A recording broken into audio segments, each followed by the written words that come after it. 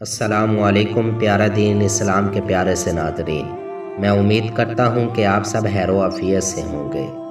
ایک بھائی کا سوال ہے کہ بیماری میں اگر احتلام ہو جائے تو نہانا فرض ہے؟ اگر نہانے سے بیماری بخار بڑھنے کا خدشہ ہو تو رہنمائی فرمائیں۔ ویڈیو کی تفصیل میں جانے سے پہلے آپ لوگوں سے گزارش ہے، اگر آپ کو ہماری ویڈیوز پسند آئے تو چینل کو سبسکرائب اور ویڈیو کو لائک اور شیئر ضرور کریں اور ساتھ لگے بیل کے بٹن کو لازمی پریس کریں۔